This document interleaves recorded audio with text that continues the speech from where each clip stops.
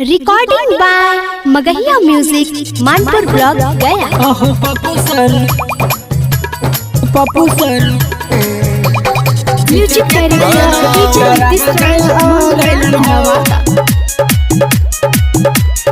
मन करे पढ़े अब जाई नहीं पटना गया बीआईटी में होला सीटेट की रटना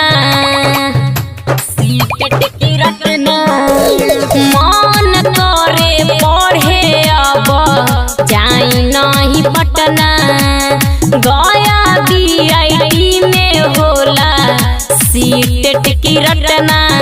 अब जागल मोरे अस बटे सर पे विश्वास देखा देता रुपया गइलन हो। अहो पप्पू सर सीटेट के तैयारी करावे गया आ गइलन हो। अहो पप्पू सर सीटेट के तैयारी करावे गया आ गइलन हो। अहो पप्पू सर सीटेट के तैयारी करावे गया आ गइलन हो। करावे गया आ गइलन हो। इहे हमरा पढ़ला से आगे हमरा बढ़ला से लगता सुधरी मो समाज। ढेर जनी पढ़ी के लेहलस नौकरिया ढेर लोग कैलस निमन काज। तलाके के तना के जिंदगी अब बन जाई हो। तही जा पप्पू सर से पढ़ी के जिंदगी सवार जाई हो। तकेरो चली नहीं लीला गड़ी बीआईटी में किला सारा जिला में छा गइले हो। अहो पप्पू सर सीटेट के तैयारी करावे गया आ गइलन हो। अहो पप्पू सर सीटेट के तैयारी करावे गया आ गइलन हो। अहो पप्पू सर नीतीश सीटेट के तैयारी करावे गया आ गइलन हो। Music by PM Bihari.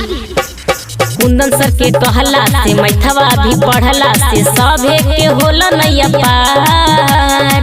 GK GS में भूगोल इतिहास में हलचल सर के रहेला भार। सबसे ज्यादा योगदान बाटे रवि सर के हो। निर्दोष छोटू सुनावे सबके गाय के हो। लिखे यादव सुबोध बटे सबसे अनुरोध सबके दिल में बसैलन हो। अहो पप्पू सर सीटेट के तैयारी करावे गया आ गइलन हो। अहो पप्पू सर सीटेट के तैयारी करावे गया आ गइलन हो। मगहिया म्यूजिक मानपुर ब्लॉक गया। अहो पप्पू सर म्यूजिक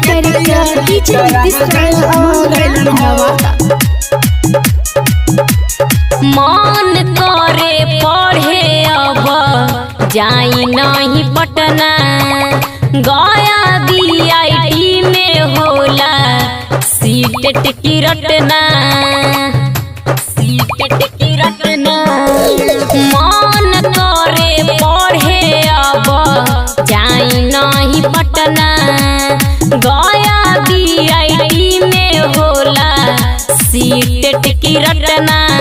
अब जागल मोरे अस बटे सर पे विश्वास देखा देता रुपया गइलन हो। अहो पप्पू सर सीटेट के तैयारी करावे गया आ गइलन हो। अहो पप्पू सर सीटेट के तैयारी करावे गया आ गइलन हो। अहो पप्पू सर